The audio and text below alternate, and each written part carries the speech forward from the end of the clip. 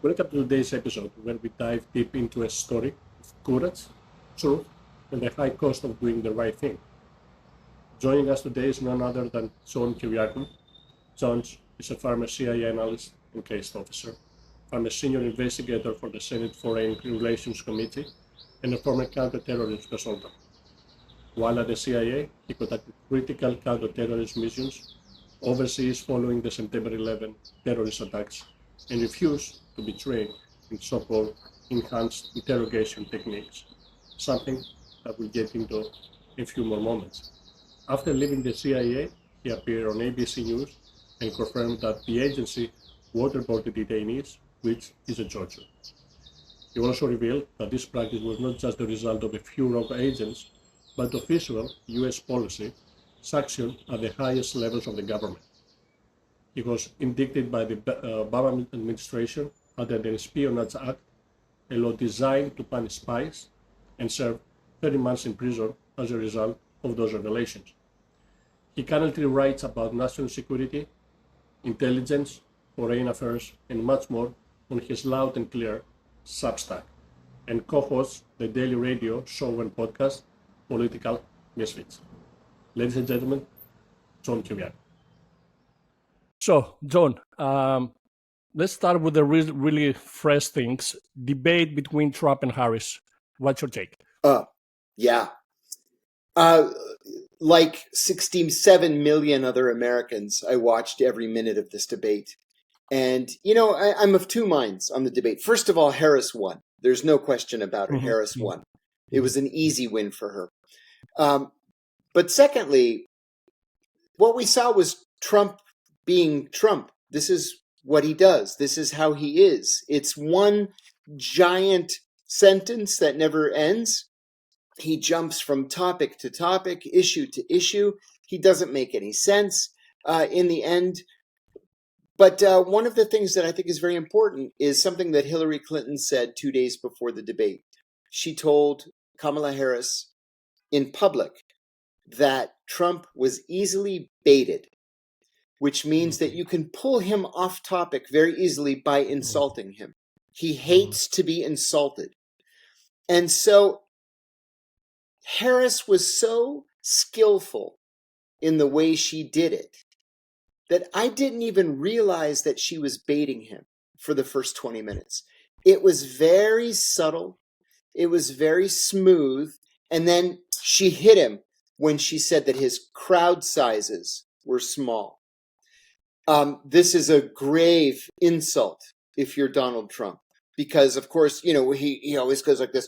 My crowds, these are the biggest crowds in the history of American politics, in the Guinness Book of World Records. They've never seen such big crowds. This is how he talks all the time. So he was insulted. Then she insulted his father. His father was well known as a racist. His father was a developer of apartments in Queens, New York, in the 1940s, 50s, 60s, and into the 70s. And he refused to rent homes to black people. And this was well known that the Trumps hated black people. Now, this was 60 years ago, 70 years ago, but she insulted his father, and it completely threw him off his game. Mm-hmm. And so we know today that his aides were telling him for 90 minutes, say immigration, inflation, Afghanistan. Just keep saying it over and over again. Immigration, inflation, Afghanistan. No, he's talking about his crowd size and they're eating dogs and cats in Ohio, and he just forgot. And so the polls that we're seeing today show that by a margin of 69 to 23, Americans believe that Harris won the debate. Not even close. What's your take, though, of Harris when it comes to the foreign issues, like Israel, Russia war? Yeah. Because I think, from my understanding, what I've watched and the people that were talking about, it was the only subject that Harris was lost. Yeah. Yes. I agree with you. She's very much a neoliberal. She's very much an interventionist. And, reasonable people can agree to disagree about whether or not the United States or anybody should be supporting Israel as they massacre civilians in Gaza, or that the United States and NATO should be supplying endless shipments of weapons and weapon systems to Ukraine. Everybody can have an opinion, and like I say, reasonable people can agree to disagree. But what we're going to see with Harris, if she's elected president, is a continuation of the same policies we saw under Biden, the same policies we saw under Obama, and the same policies we saw under Bill Clinton. It's going to be, foreign leaders are going to love her, but it's going to be, from an American perspective, all war all the time. You believe, it's a little bit of a conspiracy kind of question, but you believe will Trump be allowed to become a president? You know what I mean? Because, there's all this conspiracy sure. with assassination as well. And and I don't think that that's been a conspiracy. I really don't. He is a profoundly unpopular person. He's mean-spirited. He's narcissistic. Even his own family has endorsed Harris. His brother, his sister, his niece, they've all endorsed Harris. Even Dick Cheney, of all people, endorsed Harris yesterday. John Bolton endorsed Harris. It's crazy to think. But I think that the worst enemy that Donald Trump has is Donald Trump. If he didn't act like such a crazy person, embracing so many different conspiracies. For example, this conspiracy that Haitian immigrants are eating dogs and cats. Why is this a campaign issue? First of all, they're not eating dogs and cats. Secondly, even if they were eating dogs and cats, who cares when we have such important issues that the country has to face? So he just allows himself to get distracted, to scream about the stupidest things. And then when it comes to domestic policies, he really believed he was doing the right thing by banning abortion. And 64% of Americans support abortion. And I think when it comes down to it, that's the issue that's going to beat him. Now, the assassination attempt, the fact that he does not have support within what has become known as the deep state, that's true. The CIA hates him. The FBI hates him. The powers that be hate him because he rocks the boat. There's no question that that's true. But would they be willing to do something about it? I don't think so. I was on Fox News a week ago or so, and they asked me the same question. And I said, listen, if the CIA wanted Donald Trump dead, he would be in the ground today. And they wouldn't have found an 18-year-old kid to do it. It really is that simple. Another thing that came recently, since, I'm Greek, you're Greek, and we have all kind of issues with our neighbors. Yes. You believe Turkey will join BRICS? I do. You believe that? Turkey is not a reliable ally. Yeah. Turkey has not been a reliable ally for many, many years. And I don't just mean the Turkish government. I mean, look what happened a couple of weeks ago with these American sailors that were just walking down the street and they were attacked and bags put over their head. That's not an unusual occurrence in Turkey. These kinds of things happen in Turkey because they don't like us. And so I think that the Turkish government, I think Erdogan wants very much to be an independent player, an independent power player. I think that he is anti-democratic. I think that he would be just as happy to have warm relations with Russia or China or Iran than he would with the United States. I think there is no hope of a settlement in Cyprus because he runs an expansionist and militarist government. And so I think that at least an application for BRICS membership is in Turkey's future. I really believe that. I think Turkey realizes finally that its future is not with the West. They're not able, I don't mean to sound anti-Turkish, even if I might be, but the Turks are unable to live as a Western country. They just can't. It's not in their nature to be Western. Will that put them in a situation that they might lose even NATO? That's a good question. And that answer, I think, is no. And only for the simple reason that when NATO was created in 1947, they never envisioned that a country would leave. And so there's no provision in the NATO charter for a country to leave NATO or for a country to be kicked out of NATO. It never occurred to them that a country would need to be kicked out. The French left, but the French left the political structure of NATO. Forgive me, they left the military structure, but remained in the political structure. But in terms of actually withdrawing from NATO, nobody even knows what that would look like. Now that we talk about NATO, we hear about Trump saying that, if they don't pay the dues to us, then we might leave NATO. Will that ever be going to be a scenario? I mean, America living, even with Trump being as a... Yeah. No. Do you remember when, oh my God, not Gaselakis, who was the head of Syriza? Tsipras. Tsipras, thank you. Do you remember when Tsipras came to Washington? When Trump was president? And it was like the front page of every newspaper in America that they loved each other. And it was funny because Trump doesn't speak Greek and Tsipras, his English was a little bit halting, but they just loved each other. Mm-hmm.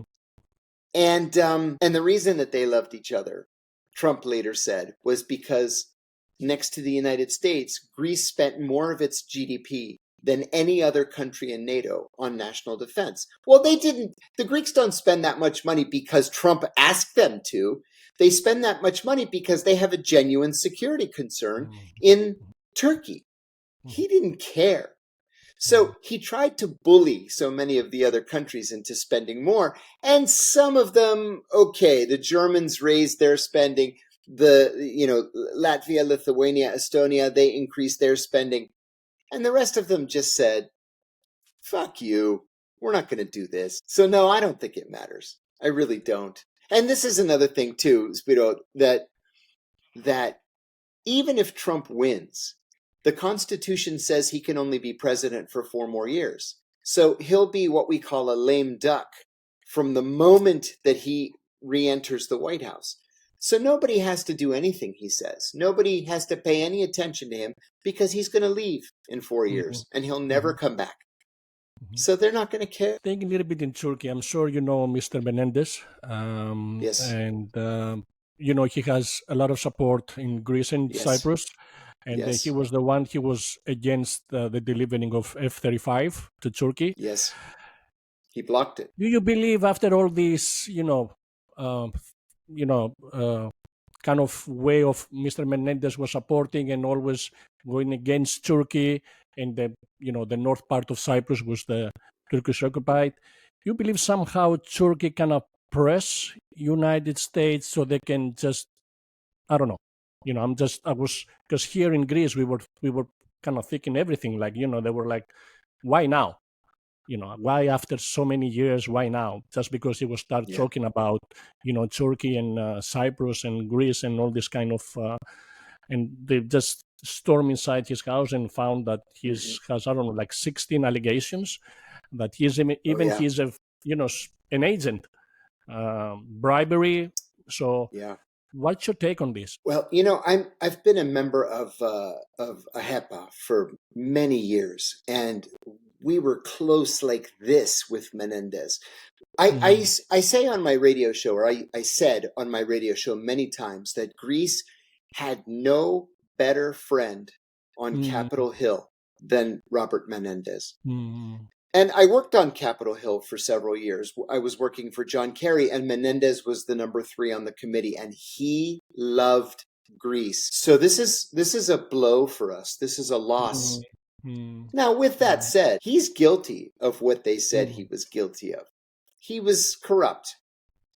He got away with it the first time, but the FBI and the Justice Department stayed on him, and he got sloppy. And then when they caught him, his defense was very sad. He blamed his wife. He said it was his wife's fault, that she was the criminal, and she pulled him into it. But her defense was that he was the criminal, and he pulled her into it. In the end, he said, no, my wife's not a criminal, but I'm from Cuba, and I have PTSD because of communism, and so that's why I kept money and gold in my house. And they said, no. You took the money from the government of Egypt.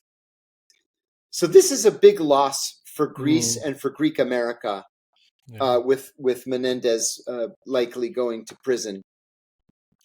But with that said, Greece is more quietly powerful in Washington than most people realize. And it's not just because there are so many Greek Americans in the Congress. There are a lot of Greek Americans in the Congress, thank God.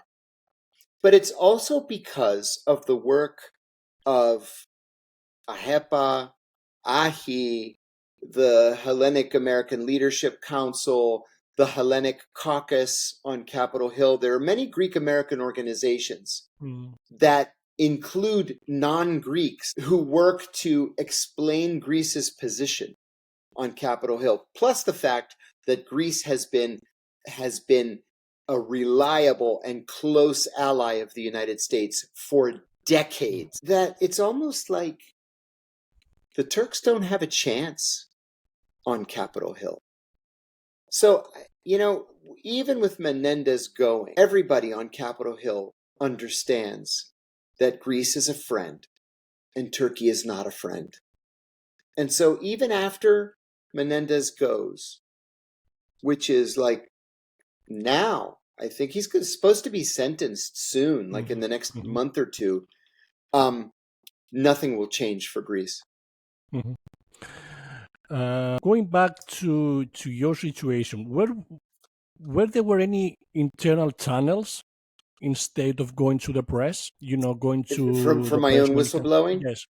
No, that's a good question.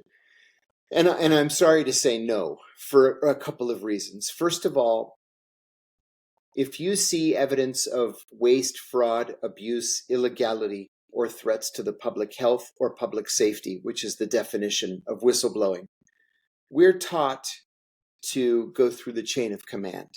You go to your boss, you go to his boss, you go to the inspector general, you go to the general counsel, the head lawyer, and then you go to the congressional oversight committees, the Senate Intelligence Committee and the House Intelligence Committee. I couldn't do that because my chain of command created the torture program, and the congressional committees approved and funded the torture program. So my only alternative was to go to the press.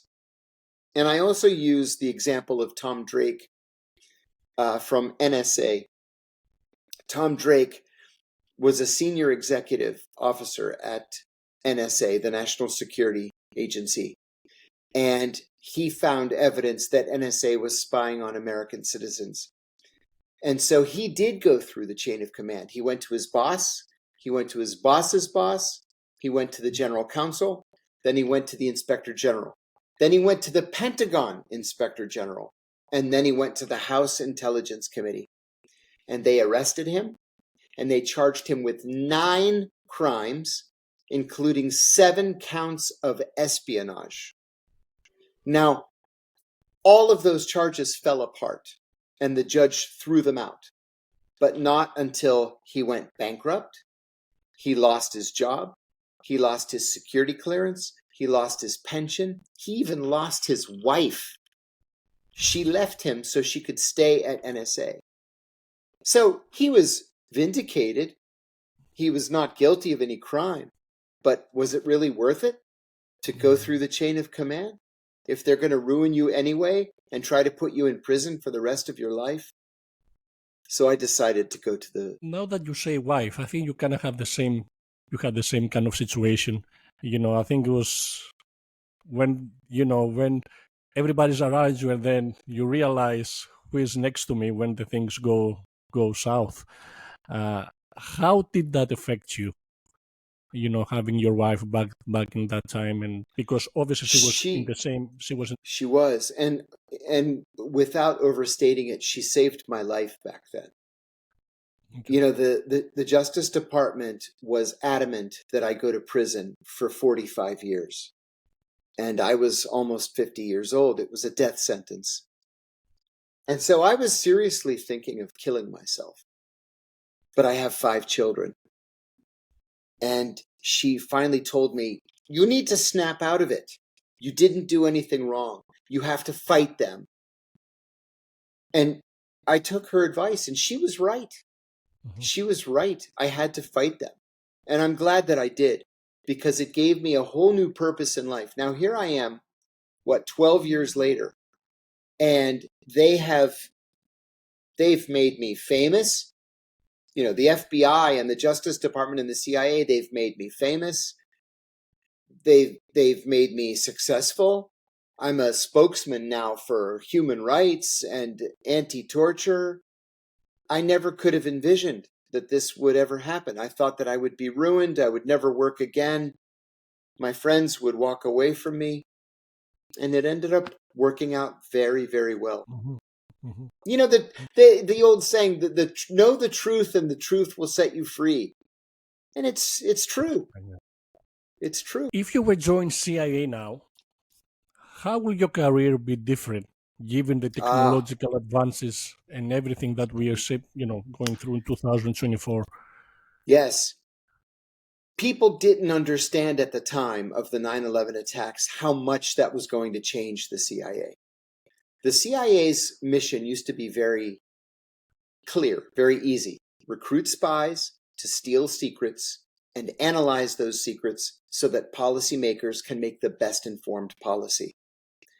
But after 9/11, the CIA became a paramilitary organization, recruiting heavily from military special forces. And so its primary mission became to travel around the world and kill people, or to kidnap them and take them to secret prisons, take them to Guantanamo, or bring them back to the United States to face trial. Very different. Besides that, at the same time that this was happening, we had these crazy technological advances to the point where nothing is the same as it was when I left the CIA 20 years ago. Everything is different. I'm not sure I would even recognize today's CIA if I were to go back, because everything's different. In fact, in part because of my whistleblowing, and in part because of Edward Snowden's whistleblowing, there is now a whistleblower identification program at the CIA where they encourage CIA officers to inform on other CIA officers. Like if you and I are sitting next to each other, and you say to me, I don't like our position on Ukraine. I'm supposed to go to security and say, hey, I was talking to Spiro, and I think we have a problem because he's not for Ukraine. And then they're going to start to spy on you.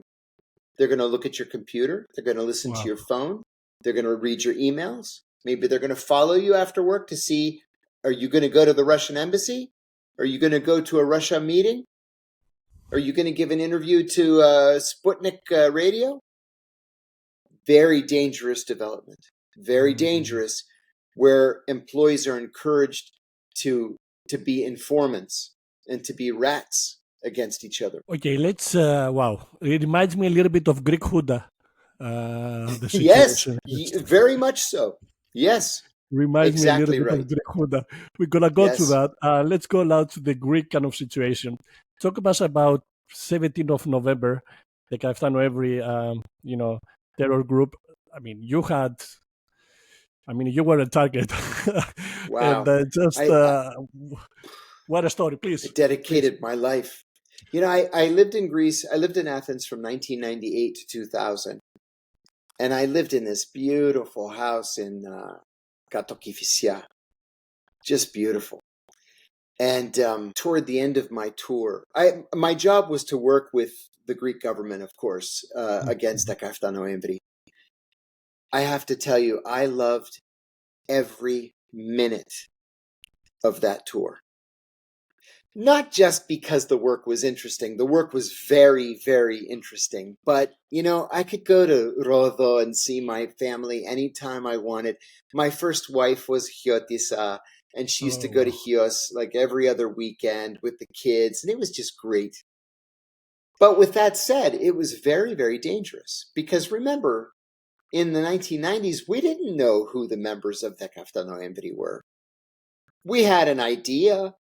But the idea was, 250 different names. mhm, mhm, And mhm, so we really didn't know. And we didn't know who the next target would be. And of course, AIP didn't know who the next target would mhm, be. And the police didn't know. And so we were flailing around trying to figure out how we disrupt the next attack. And toward the end of my tour in April of 2000, well, I'll back up earlier. In March of 2000, I was at a dinner party in Kivisia. And Stephen Saunders, Brigadier General Stephen Saunders, who was the new British Defense Attaché, he was at the party. And we lived diagonally from each other. Our backyards touched. And he was making fun of me jokingly, in a friendly way, because I had just gotten a new car. I got a fully armored BMW 540, and it was the first 540 in Greece. We couldn't even buy insurance for it. We had to buy insurance from a company in Germany because it was the only 540 in Greece. But I needed that big engine to carry all the armor that was on the car. And the windows were this thick, right? mhm, Bulletproof. So we're standing there at this party, and he said, "You Americans, you're so paranoid about security." He said, "Look, this is a NATO country. It's an EU country. What are you so afraid of?" And I said, "You Brits, you're crazy if you think because they have pretty beaches and palm trees that they're not going to kill you if they have the chance. If they have the chance, they're going to kill you." And we laughed. A couple weeks later, I accidentally slept in. Every day I would leave my house at a different time, and I would take a different route to work. Ethnikos Odos or Kifisias, or I would go, over the mountain sometime and come up from Glifada or Alimos or whatever. I slept late that day by accident, and I woke up. I said, "Oh my God, I have to get to work." But because I slept so long, I had to just get on Kifisias and go straight, mhm, right? 16 kilometers, no turns, straight from my house to the embassy. So I get on Kifisias, in Kifisia, and it's like a parking lot. Nothing's moving. And I said, shit, it's going to take me 2 hours to get to work. And I'm inching my way down Kifisias, right? So I put the radio on. And I never put the radio on because I didn't want to be distracted. Right? I was afraid that Kafta would come up on the side of my car and I'm singing a song to the radio and I wanted to be ready with my gun to, defend myself. So I put the radio on and the guy on the radio says, "Avoid Kifisias today because there's a traffic incident at Philothe." And I said, "Damn it. Well, I'm committed. I'm on the road already. I can't get off. You know how it is. You can't get off once you're on." And I thought, Philothe, it's halfway. Once I get past Philothe, it's going to be easy. So, like this, down the mountain, I could walk faster than I was driving. And then they said, "Avoid Kifisias because there's a criminal event at Philothe." And I said, "Oh, that's funny. I never heard that before on the radio." And I'm still moving like this. And they said, avoid Kifisias, there was a terrorist incident at Filothe. And when they said it, I could see in front of me, there was a white car, a white Rover with police tape, yellow police tape around it. And as I got closer, I saw the license plate. The Pinakida, we were Ypsilonita Vita. Everybody in the American Embassy, Ypsilonita Vita. But this plate said Ypsilon Vita Ita. And I said, oh my God, they thought this poor Greek was an American and they killed a Greek by accident. And then I said, no, wait a minute. Stephen Saunders drives a white Rover, and the British embassy is Ypsilon Vita Ita. So I called my boss. I said, listen, I'm on Kifisias, and I think somebody just killed Stephen Saunders. He said, what are you seeing? And I said, I'm listening to the radio. They said terrorist incident at Filothe, and I'm at the car. It's surrounded by police tape. There's blood all over the inside of the car, all over the windows, and the driver's side window is shot out. So he called the British embassy, and they said, oh no, he hasn't arrived at work yet. And my boss says, no, he said, one of my men is saying that Stephen's been shot. So they called a couple of the hospitals and they found him at the Red Cross hospital. And then he died about 45 minutes later. So, we went over to the Greek government together. We all went together and we were trying to come up with, how do we respond? What's the plan? How do we find out who did it? How do we find out where are they? How do we stop it from happening again? It's the same conversation that we were having for 25 years. And it was months before they threw their manifesto. Usually they would mail it to Pondiki or Eleftherotypia or whatever. And they said, "Idame ton megalokataskopos." But we knew he was in an armored car and he was armed. So we elected to carry out the revolutionary sentence on the war criminal Saunders. And so my boss came into my office. He said, "Did you see the news?" I said, "No." He said, "They left a manifesto." And sometimes they would leave it there when they did the killing. Sometimes they would wait months before they would send it. He said, "I think they're talking about you." I said, "Me?" I said, No, I'm very careful with my security." And he showed me. He said, "They're talking about you. You have to go, like right now." And I said, "Where?" He said, "To the airport. You have to go home right now." I said, "My wife is at home. My kids are at school. My kids were at school in Jalandri." He said, "We'll get your wife and kids. You go to the airport right now." So we got another armored car, and one of my colleagues took me to the airport. My wife and kids arrived at the airport, and we went on the Delta flight right back to New York.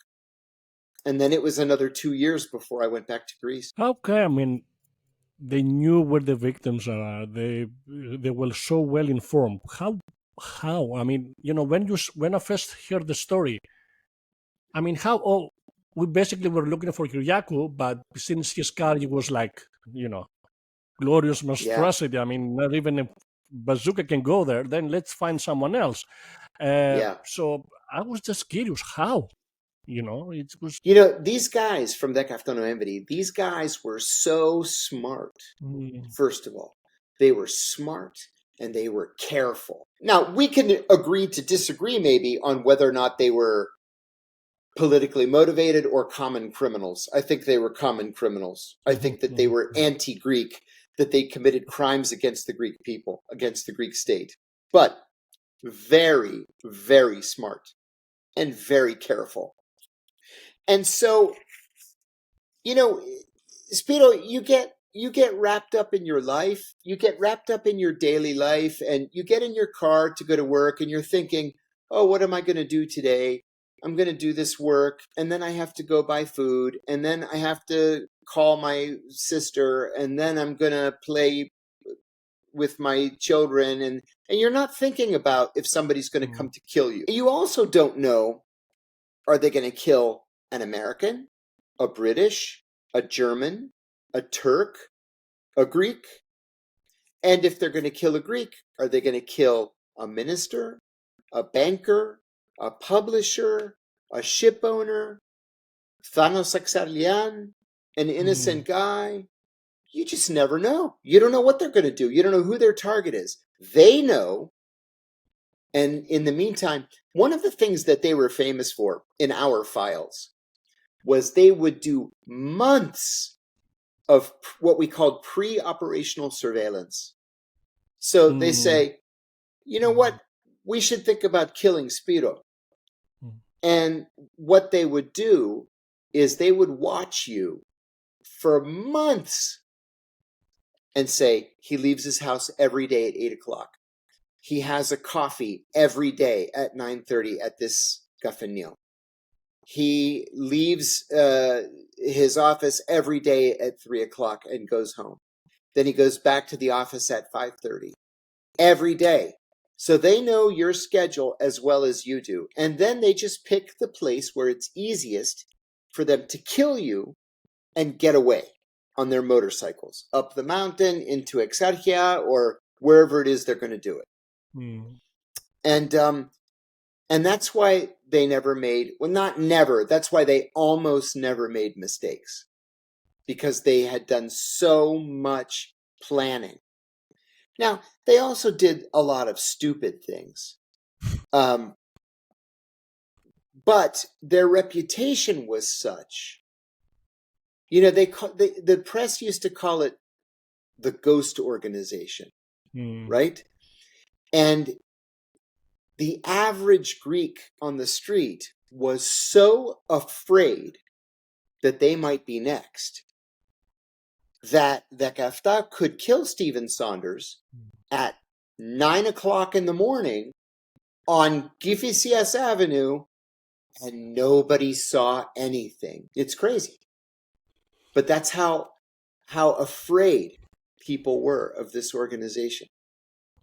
It was the same organization that they threw the rocket in American embassy back in the years, because there was an attack with a bazooka or something, if I remember well.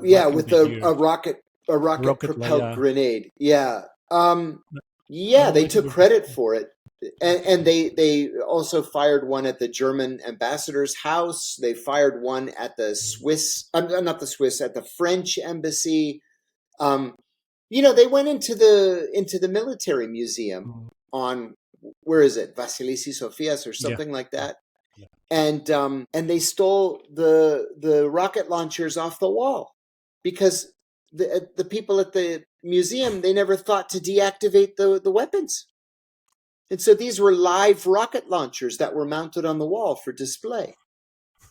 And then they raided a military depot at Larissa, and they took, 1 million rounds of ammunition and rockets and grenades and guns, and then they would rob a bank and they would steal 10 million drachmes, and they had everything they needed, everything. And then, just to make it even harder to identify and catch them, half the time they would be living in France or Belgium or Germany or Thessaloniki, and coming and going, and Mykonos, and it was impossible to figure out who it was. As you say, they were really smart. They were really very, very smart. I would like you to touch, I think, from all your stories, this one it was my favorite, the Uzo and OJ story.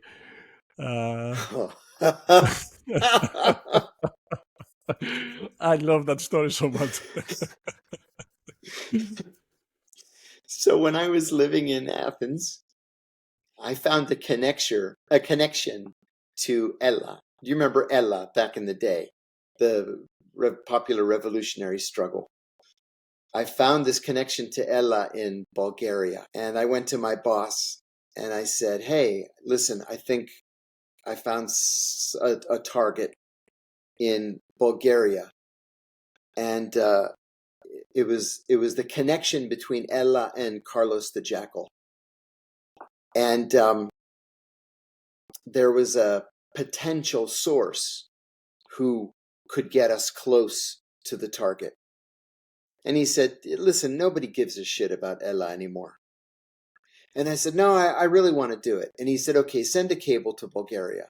So I send a cable to Bulgaria. And I said, oh, this is so important. This is what I want to do. This is who I want to talk to. They said, we're not interested. But, and we don't have the money. But if you pay for it, you can come. So I said to my boss, he said, yeah, okay, go ahead. He said, I'll pay for it. Just go ahead and go. So I went, and there was a retired Bulgarian general that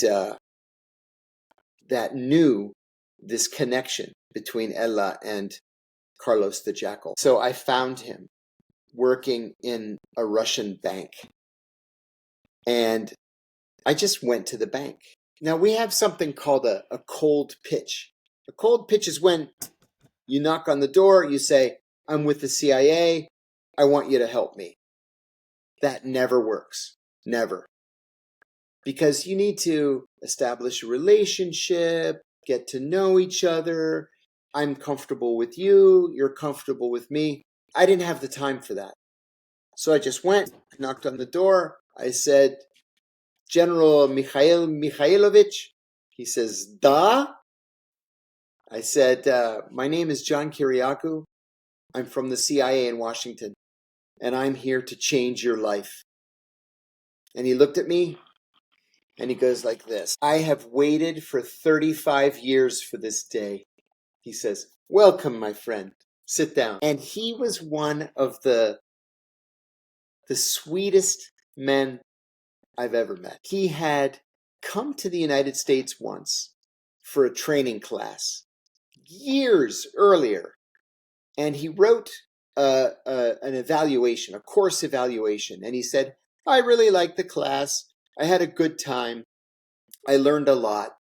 If you have another class, I would like to come. And nobody ever talked to him again. And I said, oh, well, he likes us. He liked the class. I'm just going to go say hello, tell him who I am, have a cup of coffee, and see if he's willing to help me. And boy, was he willing to help me. So I started flying to Bulgaria once a month just to talk to him. And, you know, usually in a situation like that, sometimes you go to a hotel. There's no reason because it's not secret. He was telling the Bulgarian government, look, I'm meeting with this American guy. And, you know, so everything was, and then I would go back to Athens and I would tell the Greeks, listen, you know, I was talking to this Bulgarian guy and we're talking about a Greek and this is what he's telling us. So everything is open to the three governments. So there's no reason to meet in a hotel because it's not a secret. So we would meet in restaurants. We would just have dinner. So he said one day, there's a restaurant in the mountains. It's in a hunting lodge. He said, I love it, and I really want to show it to you. I said, great. So I pick him up one day. I fly into Sofia. I pick him up, and we go to this hunting lodge, and it was fantastic. And I still remember they had wild boar on the menu. They had gone out and they had shot a wild boar in the mountains, and they butchered it, and they were serving the wild boar steaks. Delicious. So the waitress comes over and she says, can I get you a drink? And I said, yeah, I'll have an ouzo and orange juice. And she said, oh, okay. My yaya used to always have ouzo and orange juice. I don't know why. She loved it because it had a very fresh taste. And so when I started drinking ouzo when I was like 14, I would have it with orange juice just because she did, and it's delicious. So we have our little meeting over dinner. I fly back to Athens. I go back the next month. He said, "Where do you want to have dinner?" I said, I really like that lodge. And he said, they have deer on the menu. They went out, they shot a deer. It's fresh from today. I said, great, let's go back. So we go back. And the waitress comes, and she says, I said, I want the deer steak, and can I get you a drink? I said, yeah, I'll have an ouzo and orange juice. And she says, I remember you. You're the only person that ever ordered an ouzo and orange juice. And I said, uh-huh. She walked away, and I looked at him, and we said, well, we can never come here again, ever again. And we never went back. I kicked myself. I love Because that if I story. had just ordered a glass of wine, she would have never thought about it. I Never love that again. story so much. Yes, and then I can ask to mention again, to say again, the story with Clinton's coming and visit Athens, and Mr. Clinton kind of thinking you were Greek, and then in the whole story with Hillary. Can you please just? So Clinton, we got word that Clinton, he was president at the time, of course, and he was going to come to Greece. And this was the first presidential visit to Greece since Eisenhower in 1958, I think is what it was. It's a very big deal when there's a presidential visit. Big deal for us at the American Embassy. So Nick Burns was the ambassador at the time, and we all hated Burns. And Burns didn't like the Greeks, and the Greeks didn't like Burns, and it was just bad for everybody. So Burns sends a cable to the White House, and he said, we welcome the visit of President Clinton. Just please, please don't come on the 17th of November. So, of course, what day does Clinton come? On the 17th of November, where people are throwing paint and the big 100 drachme coins they're throwing to break the windows at the embassy. So when there's a presidential visit, everybody in the embassy has a job. So I went to Burns, and he said, your job is you're going to be the note taker in Clinton's meeting with Karamanli. And I said, hey, that's a good job. I'll take it.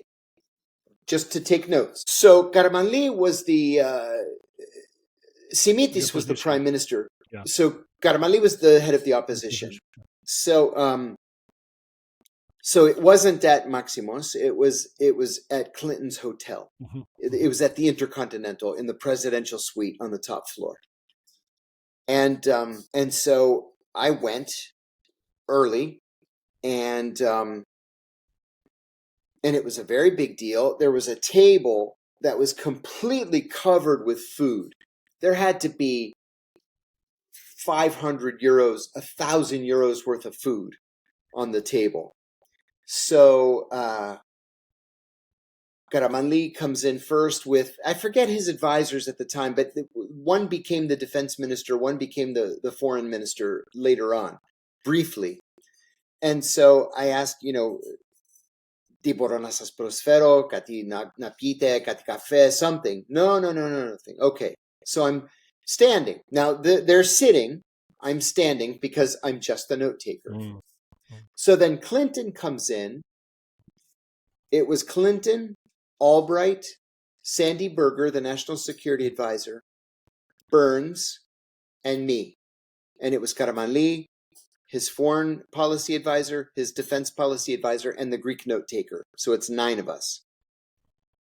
And Clinton comes in, and they shake hands, and Clinton says to Karamanli, would you like something to eat? Would you like coffee, tea, something to drink? No, thank you. No, nobody wants anything. He goes around the room.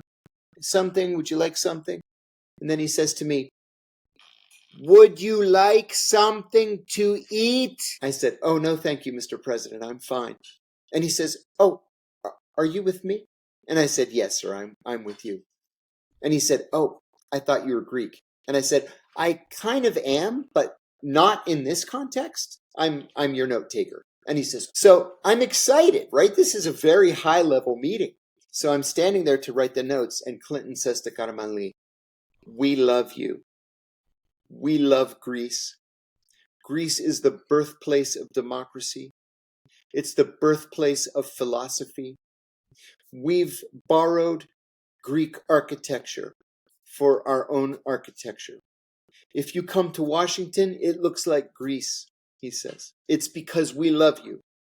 We have so many Greek Americans. We love them. And they love Greece. And we owe everything to you. And the English language, it comes from Greek. And they said, And we love you too. You're a good ally. And I'm like, I'm waiting to write something important because none of this is important. So I'm just, we love you. You love us. Greece is beautiful. We have lots of Greek Americans. Okay. So then it's over. And they all get up and they all hug each other. This is how Clinton was. He would shake your hand in the beginning. And after the meeting, you get a big hug. He was just a warm person like that. Not Hillary. Hillary was not warm at all. But Bill was very warm. So Karamanli and the other Greeks leave. And then Clinton gets up and he walks out with Berger. And then Albright gets up and she walks out with Burns. And then I walk out last. So we're in the hallway in front of the room and Clinton and Berger are talking together. And over here, Albright and Burns are talking. So I'm just standing like this against the wall because it's not my job to talk. It's just my job to stand. So Clinton and Berger finish talking. So Berger goes over to Albright and Burns. And Clinton's standing 1 meter away from me when the elevator door opens at the end of the hall. And Hillary gets off the elevator with Chelsea. And she had these mudra, right? Like this. She walks right up to us. And I'm just standing there. And one thing about Clinton is he hates silence. He always wants to be talking and laughing and joking and, So he says, we sure had a good time at the Parthenon this morning, didn't we, Hill? She looks at him like this. So he says it again. We sure had a good time at the Parthenon this morning, didn't we, Hill? And she says, Jesus Christ, Bill, it rained all day. I'll be in the room. And she walks between us. And I look at him like I'm thinking, you poor man, you have to sleep next to that every night. So I'm looking at him and he says, let's get the fuck out of here. And he walks to the elevator. I walk with him. The Secret Service comes. And then Albright, Berger, and Burns, we all get on the elevator. We go to the ground floor of the Intercontinental. And there's a big meeting of the Greek American Business Women's Association. 500 women screaming, we love you, Bill, we love you. And then he gave this fantastic speech. And I remember thinking, you are the best politician I've ever seen. He was a natural. He loved it. And the crowds loved him. And the funny thing too, from the Greek perspective, I put this in my first book. For weeks before Clinton arrived, on the Greek news, they would only call him O Planetarchis. And I remember thinking, that is just so offensive. It's so mean that they would call him O Planetarchis. And then when he leaves, they were like, oh, we were so wrong about him. He apologized for the junta. He loves Greece. He loves the Greek people. He loves the Greek Americans. He loves the Greek language and Greek philosophy and Greek history and Greek architecture. Oh, we were wrong. We were wrong about Clinton. And I thought, unbelievable. I've never seen anything like that in my life. Never. I mean, he even kind of turned around, because I remember the story that you said that they were about, after the situation with Levinsky, they were about to just take him off. And then it was almost the end for him. Almost the end. I'll tell you another thing. There's a Cypriot American that I knew. He was one of 4 directors of finance, fundraising for the 1992 Clinton campaign. And when Clinton won, he made this Cypriot American ambassador. So he and I became friends. And he said, when the Lewinsky scandal became public, he said, all of the campaign people from 1992 got together with Vice President Gore. and they decided Clinton has to resign and Gore's going to become president. We can't have a liar, a cheater. He's having sex with women in the Oval Office. He has to go. So they decided to call a meeting at the Willard Hotel in Washington. It's across the street from the White House. And they met several times beforehand, like, okay, here's what we're going to do. We're going to have the meeting. He's going to come to the meeting, and we're going to say, Mr. President, we love you, but you have to quit. You have to quit, and Gore's going to become president. So yes, they agree. So they call the meeting. Clinton comes to the meeting, and he walks in, and he says, I've let you down, friends. And he starts to cry. I've let you down, my friends. It was all fake, of course. The ambassador told me 15 minutes later, everybody's crying, and they're saying, we love you, Bill, we love you. Nobody said anything about quitting. And then afterwards he said, wait a minute. He did that on purpose. He tricked us.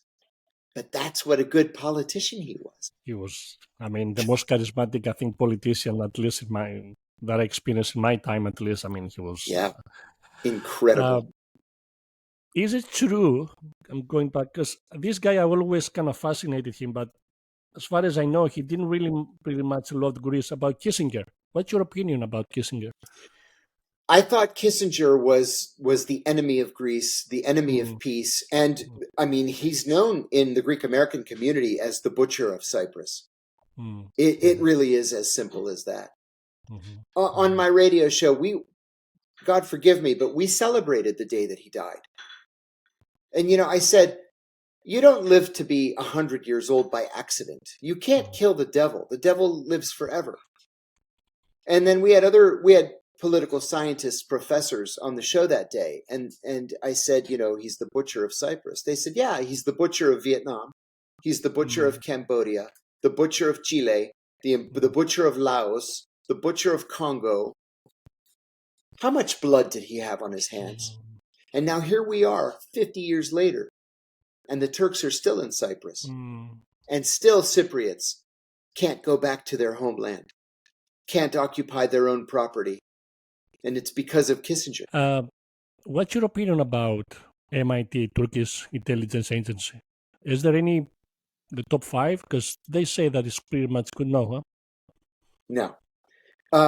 Not impressive. Obsessed with domestic security. Obsessed with issues that shouldn't be terribly important to Turkey, like Libya. What do the Turks care about Libya? That they have to be involved in the Libyan civil war. They care far, far more about the Kurds and Syria and Iraq and Iran even. Greece is a small thorn in the Turkish side, but the Turkish intelligence service is much, much more focused east and south than it is west. If Greece, I go a little bit to, if Greece ever partner up with Russia, what will happen? Not much. This was always a concern of the United States going back really to the 60s, that there were elements of the Greek government that wanted a closer relationship with the Soviet Union, later with Russia, or that were more comfortable with a non-aligned status, especially when Andreas Papadreou was the prime minister. And, successive American governments just learned to deal with it. They understood that Andrea would say things in public and he would say the opposite thing in private, and everybody was okay with that. One of the things that I've always stressed in my own speeches and writing and my radio show is something that the United States never fully understood, was that Greece is an Orthodox country and Russia is an Orthodox country. And that was very important until Ukraine, because Ukraine's an Orthodox country. And then you have this conflict between Bartholomew and the Russian patriarch, where the Russians really are more interested in a power grab Mhm. than they are in Orthodox unity.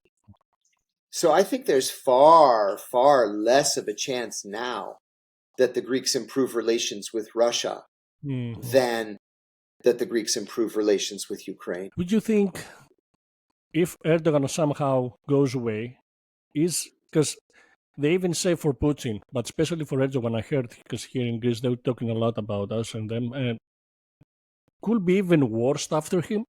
I mean, when it comes especially to I mean, we know the grey Oh, wolves yeah. at the party. They say Yes. that we're lucky that it's Erdogan because otherwise could be even worse the situation. As crazy as it sounds, yeah, I think Mm, that's true. I mm, think that's true. And, keep in mind, too, that the periods in Turkish history where they have been the most belligerent against Greece, the most militarily active mm, against Greece, were with the so-called secular governments or the military governments. Erdogan is bad if you're Turkish, but he has that Ottoman mentality of respecting the Rum, that so long as the Christians and the Jews pay their tax, mm. they're free to do whatever they want. Now, he was wrong about Hagia Sophia, which makes Oh, me that so was, angry oh my just to God. think about it. But and it's falling down now. It's falling apart because of the way that's a whole different story. But from the perspective of Greece and Greek America, it could be much worse Mm, after Erdogan. mm, Yeah. How, going a little bit on the other side, I'm going, how powerful is BlackRock? I mean, are they pulling the strings? No, Because I some don't think people, so. They're no? they're certainly very powerful financially. They're not any more powerful than Goldman Sachs or than Citibank. And politically, they're not as powerful as people think. Okay. There are others that are more powerful Mhm, mhm, internationally. And I'll mhm. tell you, we're lucky in one respect. And this is something most people don't know, but the chairman of Citibank, Jamie Dimon, he's Greek. Okay. His father was born in Greece. And so he's a very big star in Greek America. Yeah, we have But so no, many I Greek Americans that we don't know. Yeah, oh, it's yeah, crazy. yeah, Yeah. yeah, yeah. Important people, powerful Going a people. little bit to the Middle East, which was a couple of things that I wanted to ask you. First of all, how you learn Arabic, how quickly you learn Arabic. I mean, I know you were sent to Yeah, your Pakistan, it was your job, but how yeah. difficult it was or how easy it was and how long it took you, because I've been in Middle East for a few years and I really love Arabic language, but it's like Chinese. I mean, I will Eh, never.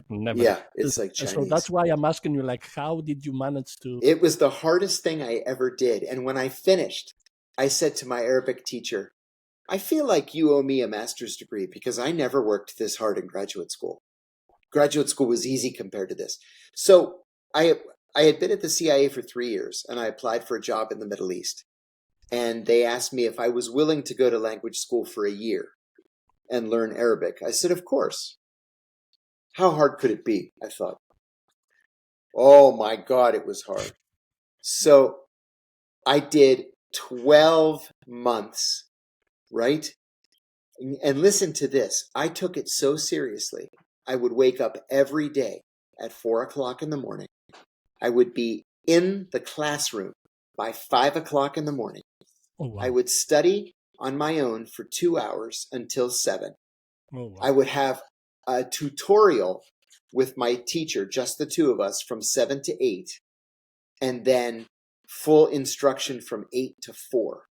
So 11 hours a day for Wow. 12 months. And one other thing I'll tell you. My Arabic classroom was next door to the Spanish classroom. And the guy that I sat next to, his girlfriend was in the Spanish class because she was going to Mexico City. And the day before the Christmas break started, she came into our room very excited and she goes like this, 333, which means she tested on a scale of 0 to 5, 3 in reading, 3 in Mhm. writing, 3 in speaking, which means conversationally fluent. And I said, oh my God, We didn't even finish learning the alphabet yet. I said, I'm never gonna learn this language. Never. Two other things to tell you about that. After the first 2 weeks, we were not allowed to speak English. So 2 weeks, we would come into the classroom and the teacher would say in Arabic, hello, how are you? Marhaba, kif halukum? And you say, ana bakhair, shukran, walhamdulillah, right? For 11 hours. And then we got to the point where he would say, what did you eat today? And you would say, today I ate a sandwich. And the sandwich had ham and tomato and mayonnaise. Describe your car. I drive a car. My car has 4 doors. The color of my car is red. 11 hours a day. Okay, so the guy that I sat next to, he was crazy about learning new words. So he had these cards, these three, we call them 3x5 cards, and he would write the word in Arabic on one side and the word in English on the other. And every day, he would learn these new words. But the teacher told us the first day, he said, I'm going to write 30 words on the board, 30 verbs. If you can learn these 30 verbs and the 10 conjugations for each verb, you're going to speak Arabic in 1 year. Just these 30 verbs times 10, right? So for example, fataha means to open, right? So you go through the 30 or the 10 cases. Fatih comes from fataha. Fatih means a conqueror, somebody who opens new lands. Fitah is a window, something that opens to the outside. Maftuh is a key that opens a door, right? So if you learn fataha, and you can remember case 1, case 2, case 3, through case 10, you're going to be okay. But this guy next to me, every day he's learning these words. So every day we would start, the teacher would say, what did you do yesterday when you got home from Arabic school? And we would say, yesterday I did my homework, and then I made dinner, and this is what I cooked for dinner, and then I talked to my wife, and then we watched TV. And so every day we're having this conversation. So this guy next to me said something, and I looked at him like, what word was that? And the teacher, it was the only time in the whole year that the teacher spoke English. And he says, there's no way you know what that word is. And he said, yes, I do. He said, what is that word? He said, it means to tin or to can. And I said, what the fuck? I'm never going to learn this fucking language. Excuse my language. I was like, what am I going to do? It ended up, I tested number 1 in the class because I learned the 30 verbs. So he knew more words than I did, but my grammar was excellent, to the point where when I moved to Bahrain for 2 years in the Persian Gulf, and I was the ambassador's translator. So the minister of Awqaf and religion, the minister of religious affairs of Bahrain, he didn't speak any English at all. So the ambassador said, listen, your Arabic is better than mine. I want you to translate for me. I'm going to meet with the minister of religious affairs. So we went, and I did the translation, like simultaneously as it's being spoken. And we were walking out, and the minister says to me, excuse me. And I said, yes, Excellency. And he says, your Arabic is excellent. And I said, oh, thank you so much. I couldn't believe it. But it was worth it. It was worth every hour that I studied, because I could read the newspaper, I could watch the news on TV, anything we wanted, that we needed, I could do it. It was worth it. It was the hardest thing I ever did, but worth it. Sure. It was the story that you made someone here, because we had the big thing, if you were Arabic here back in the days, you were Al Qaeda. So you Yes. you met someone and you start speaking to him, if I remember well, Arabic, and then he actually realized that you were a spy or something. I don't know exactly if I remember well the story, but you had a conversation with someone who was Arabic, and I think you left a little bit of bird as well back in the day, so you can look as much as possible a little Yeah. bit more like an They Arabic. used to Yeah. call me O Archiepiscopos because my beard came so full. um, Yeah. that was the single most fun thing that I ever did in Greece. It was So the story that you were kind of look like a schoolboy, like a kid or something, like a student yeah, or something. Yeah, yes, I did. yeah. See, my beard is gray now. My hair is turning gray and it's falling out. But I looked young then. I was 35 years old. Now I'm 60. So there was I'm going to say an enemy diplomat Uh-huh. that had just arrived in Greece. He wasn't really a diplomat. He was an intelligence officer for an enemy country. And I said to my boss one day, I have an idea for this guy. We found his house. I asked the Greeks at Ape, I said, where does this guy live? They said, we think he lives in Papagu. Hmm. And I said, can you get me the address? Because I'm going to try something. And I remember my contact at Ape, he says, Namin kanete malakies, he says. And I said, oye, then takano malakies, ejo mi idea, right? So I put some books in a bag, like a backpack, and I found his house, and his car was parked in front. And I took the book bag and I broke off the side view mirror, the side mirror from the car. I broke it off. And I picked it up and I went to the next door house because I knew it was a Greek lady there. And I said, I'm sorry, I broke the mirror off of the car. Is this your car? She says, no, it's the guy next door. So I ring the doorbell and he answers and I said, me συγχωρείτε κύριε, συγγνώμη, αλλά έσπασα το τζάμι σας. He says, oh, no, I don't speak Greek. And I said, oh, you speak English? I speak English. And I said, listen, I'm so sorry. I was clumsy. I wasn't looking where I was going. Oh, my God. I broke your mirror from your car. I'm so sorry. I want to pay for it. I feel terrible. He's like, this is going to cost 100 euros. And I said, oh, I'm so sorry. Please forgive me. May I have a glass of water? I said. And he looks at me like, what? Because in Arab culture, you cannot say no to a request for hospitality. May I have a glass of water? He says, just a minute. So he goes to get the water. And, before that, actually, I said, where are you from? And he said the name of his country. And I said, I'm from the United States. I'm so sorry that we're enemies right now. I look forward to the day that our people are friends and life is going to be good. May I have a glass of water? So he goes to get the water.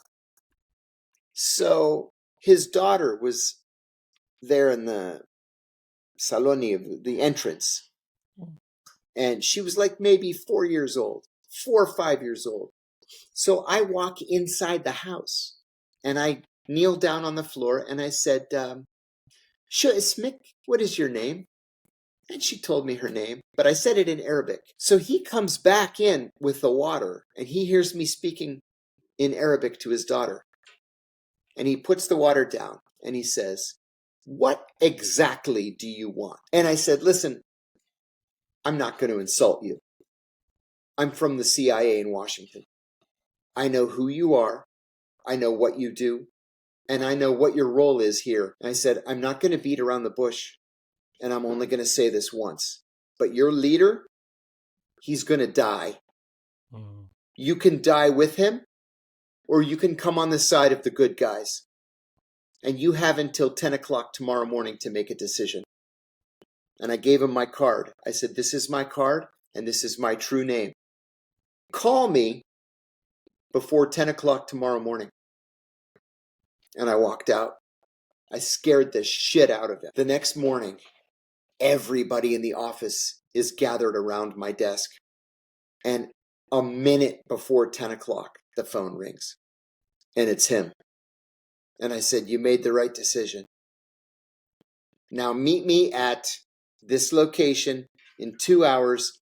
Come alone and no weapons. Well, we had six men, and we all had weapons, and we all had bulletproof vests.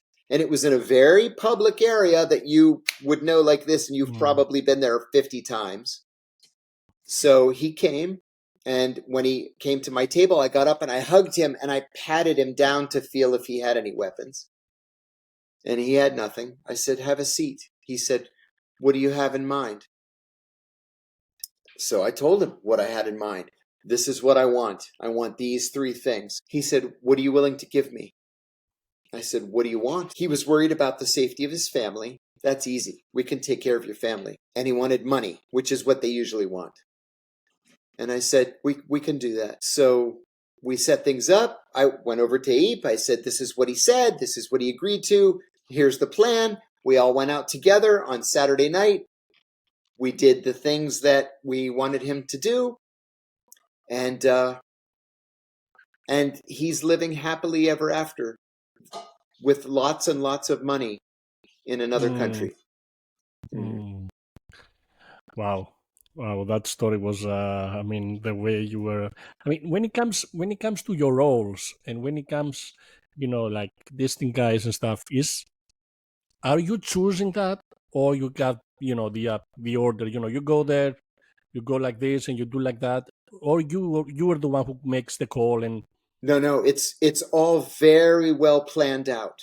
And so not only have you planned it out with your chief and your coworkers, you come up with plan A, plan B, plan C. Okay, plan A, great. What if he pulls out a gun? Then what do you do? What if he runs screaming, Voithia, Voithia, which happened to me one time? Then what do you do? And then what's the third plan? And then you write all these different scenarios, and then you send it to headquarters. And they say, well, we like plan A, we like plan C, we don't like plan B. We want you to change plan B. This is the way we like it better. So you negotiate. And once everybody agrees, and then when they agree, then we go to Eep, and we say, this is what we want to do. What do you think? And they say, okay, we like the idea. This is what we're going to do to support it. And usually we would do it together. And then we do it. Okay. Yeah. Now that you mention Eep, if you were the head of Greek Secret Service, what would you do differently? What's the first thing in the office that would you do? I mean, I don't know how well experience you have with it. I'm sure you had some, but I mean, from your experience, what's something that these people, they don't know what they're doing? Well, my information, of course, is 25 years old, 24 years old. But I have to tell you that my colleagues at Eep were smart and dedicated and hardworking and risk takers. I wouldn't have done anything different. They were excellent.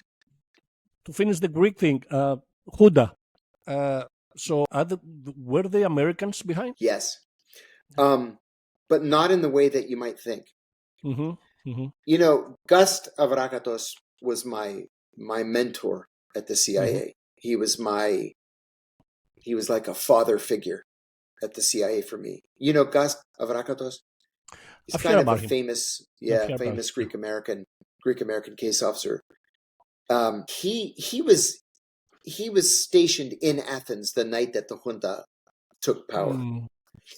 And he said that this was an operation that was run by the White House and the State Department, and that the CIA was cut out. And he heard a rumor that there was going to be a coup. So he called Ioannidis and said, to hear Gus tell the story, he told Ioannidis, you better not overthrow this government. And Ioannidis told him, I don't know what you're talking about. And 4 hours later, there are tanks in the streets. And it was because it had been arranged by the White House and the State Department. They went around the CIA. And the next thing you know is 7 years of chaos. Yeah. I just really wanted to ask you that. That's why. So, what's your opinion about MBS and Saudi Arabia as a whole? Yeah. My first tour with the CIA was in Saudi Arabia. Saudi Arabia is a very, very different place now than it was in 1990. I'm not a fan or supporter of MBS. I think that he's a criminal. I do. I think he's a murderous criminal. He would kill you just as quickly as he would kill me or kill his brother or kill his own father if he thought he would get something out of it. When you kidnap an American journalist and chop him up while he's still alive, chopping him into pieces as he's screaming for his life, and then throw his chopped up body down a well, and then tell the American government, what are you going to do about it? What, you're not going to buy oil from us anymore? That's not the kind of person that you can trust in a bilateral relationship. So on the one hand, sure, he's modernizing the kingdom. Yes, he's spending billions and billions of dollars to make it a business center and a tourist destination, et cetera, et cetera. But he's a monster. He's a monster, and he's not worthy of trust. I mean, now there's a situation now with Israel, Yemen, Iran. I mean, I think that he's going to be quite busy.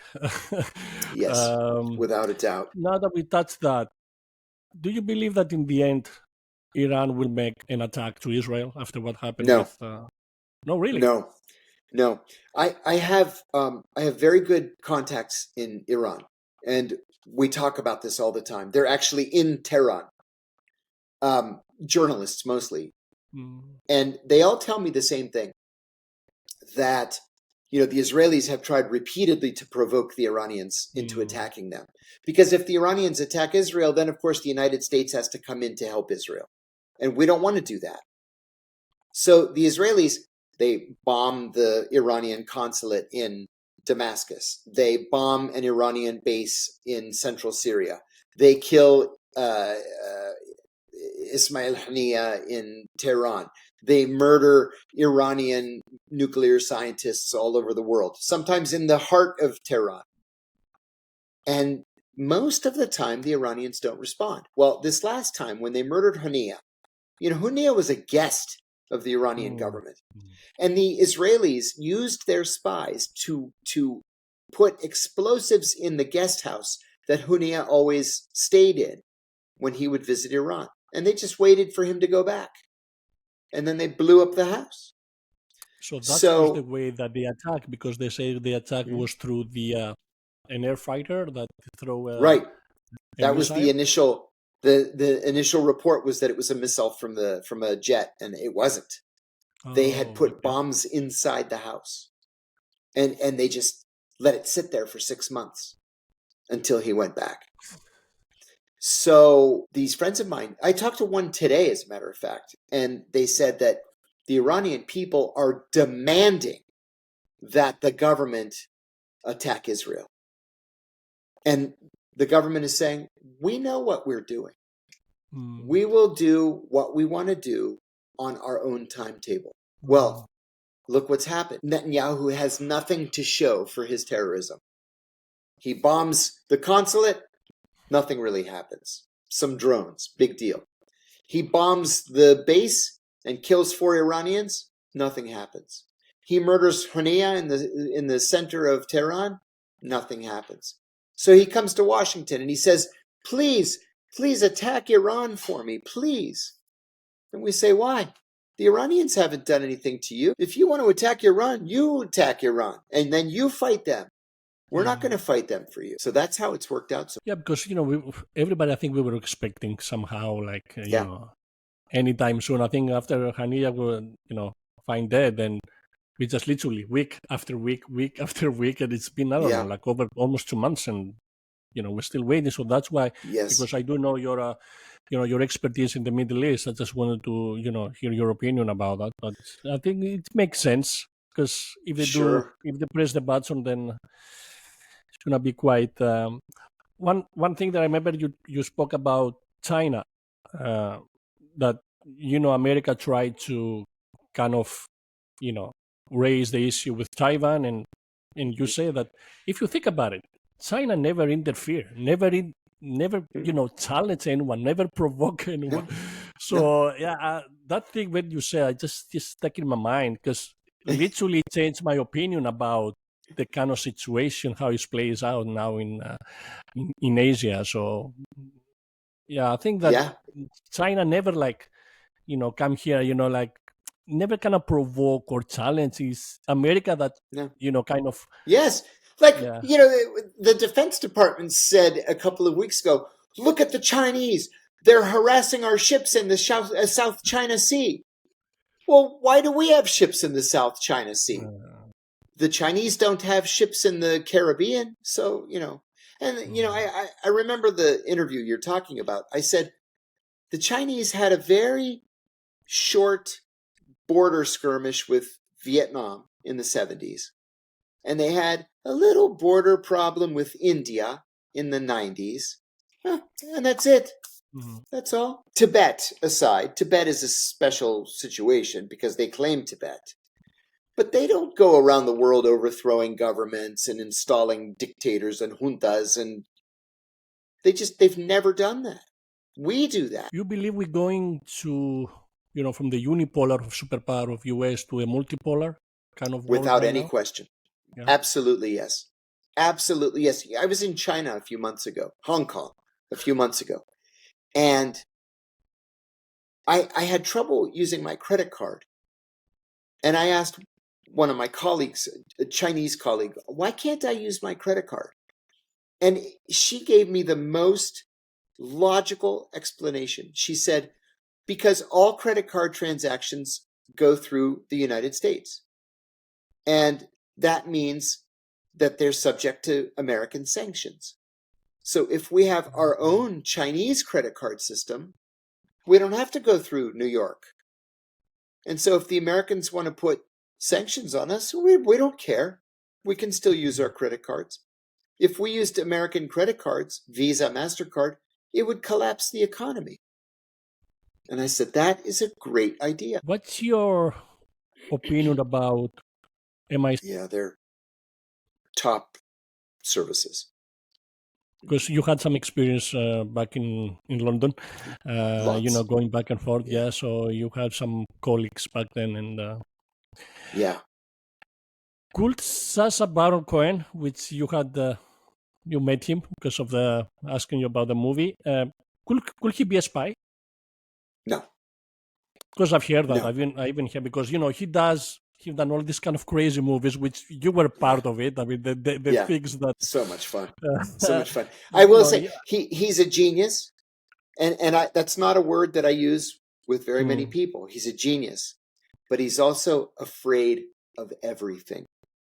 He's afraid of his own shadow. He He doesn't never look like wants to though. make, no, but it's all acting. Yeah. In real life, in person, he's afraid of everything. Oh, Yeah. wow. Funny. Yeah. I mean, uh, now that I say that, I remember another story with your mom was meant to go to Ireland, and you told her, "No, Yeah, mom, why you don't go to Israel?" exactly. And then she told you the story, what she experienced there with the driver and the guy who went Yes. there. And can you please? Yes. Yeah, my mother, 2008, my father had died and she wanted to travel. So she found a tour of Ireland. And I said, Ireland? I said, it's winter time. What do you want to go to Ireland for? It's going to rain every day. It's going to be cloudy and miserable and cold. I said, you should go to Jerusalem and see the holy sites and go to Bethlehem and Nazareth. And I said, Pater, what was his name? Theodoro from Mm, my church here, Aya Caterina. He was leading a group from the church okay. of senior citizens. So I said, you should go. So she and my sister went. And my mother, God bless her, she was not political. or worldly at all. The only place she had ever been was Greece. That's it. United States and Greece. Nothing else in the whole world. So the driver that was assigned to them was a Palestinian Christian, Greek Orthodox. And he drove them everywhere, all around Jerusalem, Bethlehem, Nazareth, the Sea of Galilee, the Dead Sea, everywhere he took them. But she said every time they would come to an Israeli checkpoint, the Israelis would harass him. And he had a book with him. He would just read this book while they were looking at this church or that church or the other church. And they stopped him and they took his book and they opened it. Whoa, what is this? A book? Oh, there's no picture of Arafat on this page, and tear the page out and throw it at him. No picture of Arafat on this page and tear it out and throw. And she said he just had to sit there and take this abuse. She said, I never had any idea they were treating the Palestinians like this. I said, oh my God. I said, you don't even know the half of it. What if he had been Muslim? Maybe they'd shoot him in the head in front of everybody.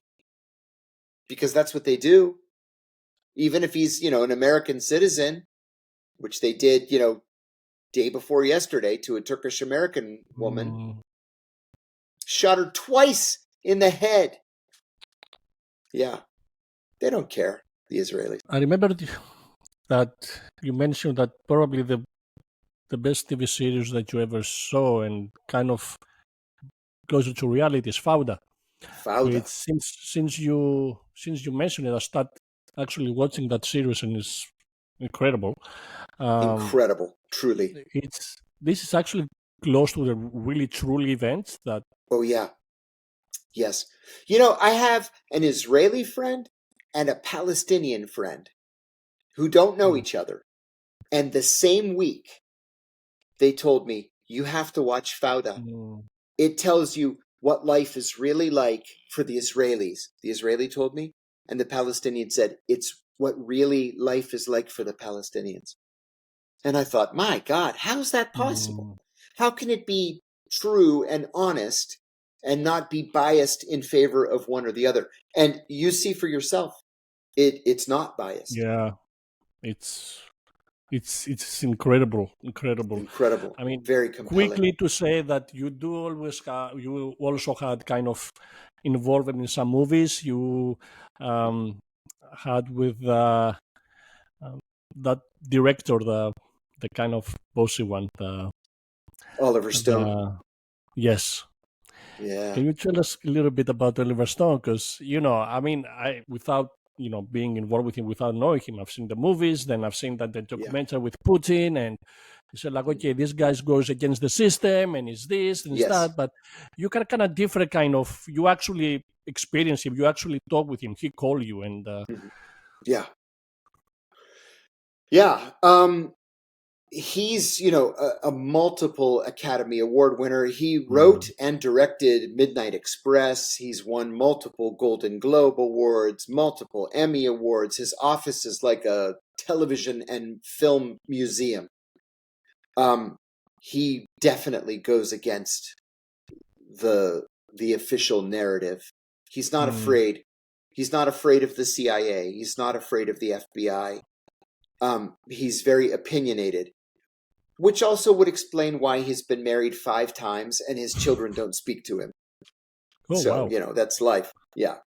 So, but he's brilliant. And as difficult as he is, and he's very difficult to work with, I am still very fortunate to have worked with him. And we still stay in touch. Not all the time, but we stay in touch. I'll show you real quickly. I last spoke to him. Oh, it's been a couple of months now. There. Oh shit! I didn't mean to call him. I don't know if you can see that or not, but I accidentally called just now. Maybe it was meant to be. You never know. Yeah, I hope. Oh my God. Yeah. But anyway, I've been fortunate. I've worked on 5 or 6 movies, lots of TV. It's fun. I get a lot out of it. Yeah. And it's something different. Life in Washington, you get you get tired of this constant politics and anger and foreign policy fighting. And sometimes it's fun just to focus on a movie or on a TV show, something different and enjoyable. What's your connection with Jared Leto? Another Academy Award winner. I mean, when I saw that, wow. Crazy, right? Life is crazy. Wow. So Jared Leto is a famous actor and musician. He won an Academy Award for the movie Dallas Buyers Club. And I was his high school history teacher and government teacher. I had him twice. And when he was graduating from high school, he asked me if I would write him a letter of recommendation because he wanted to go to film school and he wanted to become a director. I said, Jared, you're going to be a success no matter what you do. So I wrote him this letter of recommendation. He got in to film school and now is one of the most important, one of the richest A-list actors in Hollywood. Crazy. Yeah, I mean, I saw the video. I was like, these two people know each other. It's crazy. It's crazy. You being a teacher, he's being the student, and now, I mean, the world is. Well, I'll tell you, one funny side note of that relationship. In 2016, my second book, the second one, the one that you have, it won a literary award, one of the what we call the Big Four. It won the PEN First Amendment Award, along with the PEN Faulkner, the Pulitzer Prize, and the Edgar Allan Poe Award. It's one of the Big Four literary awards. That's it right there. And so there was a big ceremony at the Beverly Hills Hotel. And so they flew me out to Beverly Hills. But before they said, look, for these big awards, we like to have a famous Hollywood star give you the award. Do you know any Hollywood stars? I said, yeah, I know some. They said, well, who could give you the award? I said, well, what about Oliver Stone? Because he and I are friends and he would do it. And they said, no, we just had him last year. And we don't want to have the same person 2 years in a row. And I said, well, Yoko Ono has been very good to me. We could ask Yoko Ono. They said, okay, great. So they called Yoko Ono. They called her manager. And they said, oh, she's almost 80 years old. She doesn't like to fly to the West Coast anymore. She can't do it. I said, yeah, of course. She's 80 years old. And I said, what about John Cusack? John Cusack is a friend of mine. And they said, nah, he's not really that important anymore in Hollywood as he used to be in the 90s. I said, I don't really know. Susan Sarandon, I said. She gave me a lot of money when I got in trouble. And she's a big star. They said, nah, she was bigger in the 80s and now she's seen as a political activist. I said, I don't know. I said, actually, I was Jared Leto's high school history and government teacher. They were like, what? I said, yeah. I said, now, I haven't spoken to him since 1988. But they called him and he says, of course I'll give him the award.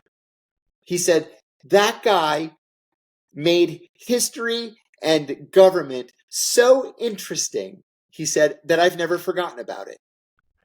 And so he gave me the award, and then he asked me if I would be on his podcast the next day, and I went to his house, and we recorded it at his house, and it was great. Wow. I really enjoyed myself. You gave him the letter, and he gave you the award. I mean, it was crazy. It was crazy. Now I would like to go more to the personal, because I haven't, heard you talk about more like about a family thing, because everybody's human beings and we're human. So let's say your son comes to you and announce that he wants to be an agent. Yeah. I mean, I don't know if he can do it. Absolutely no. No. Absolutely, positively, the answer is no. You have to sell your soul. I was lucky that I got out when I did. I am proud to say that in 15 years at the CIA, including 7.5 years in counterterrorism operations, not only did I never kill anybody, but I never took any action that resulted in the death of another human being. And in this post 9/11 world, there aren't many people at the CIA who can say that. You know, a friend of mine on Facebook posted something once a couple of years ago, like, "Oh my God, I met a murderer. I met a murderer today. They just got out of prison." And I wrote, "Try working at the CIA for 15 years, where you're the only person who's not a murderer." So, no, I would never allow my children to join the CIA. You know, being in CIA, I personally believe that everybody will can actually discover the gift or the superpower they have, because you go through so many things. What's your superpower, John? What do you think is, you know, your gift? You know, I mean, before blowing the whistle, I would have disagreed with you that I had any gift. But a former CIA colleague of mine said something to me one time that it was a wonderful compliment. I never thought of it myself. But he said, "You know what I like and respect about you the most?" He said, "You're not afraid of anybody, no matter how important they are or how dangerous they are." He said, "Nobody had the balls to stand up to them, and you did. And even when they threatened you with prison, you still stood up to them." And I said, "You know, I never really thought about it that way. But no, I'm not afraid of anybody. No. Listen, I've met with kings and presidents and prime ministers and murderers and spies and monsters. And I'm not afraid of any of them. No. is that or the way to take out the best from the people? When I say the best, to make the people confess, like kind of manipulate, quote unquote, make them actually give me that in your way. Because I believe from Yes. from from my experience that I've read up and I heard about you, that you can be such a nice guy that you can be Thank you. the Bill Clinton, but in the same time you can be someone that, okay, I want that right now. So I personally believe that's your gift. I think that you can. That's why probably through a CIA training and all your experience, you had it like a Yeah. come You know, come out like. that's true. I was always the good cop, always, because it was my experience that if you treat people with respect, they'll Mhm. treat you with respect. If you treat people with kindness, they'll do things for you that they otherwise might not do. There were a couple of times when I was the chief of counterterrorism operations in Pakistan where I had to say, "Come on now, don't make me shoot you. Mm. Okay? I don't want to shoot you. We don't have to do this the hard way." But that's as far as I ever went. It's much easier and much better just to be kind to people. Yeah, I think you are the Bill Clinton of spies. I think you I have think I might be. I mean, the way that you can just you know take the information, or make the people come to you. I think it's a gift. Yeah, thank you. What's one thing that you are the most proud of in your life? You have to choose one thing. You know, honestly, I think it's that I was willing to go to prison for my beliefs, and I've been proven right. You know, 6 weeks before I was released from prison, I called my wife. I was allowed to call her every other day for 15 minutes. And I still remember it was December 14th, 2014. I called her and I said, "How was your day?" She said, "It was great." And I said, "It was great? Why? Why was it so great?" And she said, "Because the torture report was released today, and John McCain stood on the floor of the Senate and he said, Mm. 'We owe John Kiriakou a debt of gratitude Oh, wow. because without his whistleblowing, the American people would never have had any idea what the government was doing in their name.'" And she said, "That torture report proved that everything you said was true." And I think that's what I'm the most proud of. It was Wow. worth I it. mean, you left your steam after you. Then it was Snowden, and The rest is Yeah. history. And Snowden told the New York Times that I inspired him to go public. Mm, Yeah. yeah. I was very proud of that. What have you learned about yourself through your Oh, relationship? I'm much tougher than I ever thought I was. Oh my God. If you had told me when I was at the CIA how things would play out in my life, I would either tell you that you were crazy Mm. or I would start crying. You know? Like me, I was always the good boy growing up. I always follow orders until I didn't. Mm. When they said, look, we want you to start torturing these people. And I said, oh, wait a minute. This is wrong. Wrong, wrong, wrong. This is not how I was raised. It's not how I was trained. This is wrong. And I'm not going to do it. And then they double down. And then I double down. Like, you guys are wrong. And I don't care how important you are. You're still wrong. Oh, the president says we should do it. I said, then the president is wrong. It changed everything in my life. Everything. When you turn 90, let's say you turn 90, what is something that you hope people will say about you? Oh, that I was honest and that I told the truth. You know, I really believe, Spiro, that all of us should try to leave a legacy.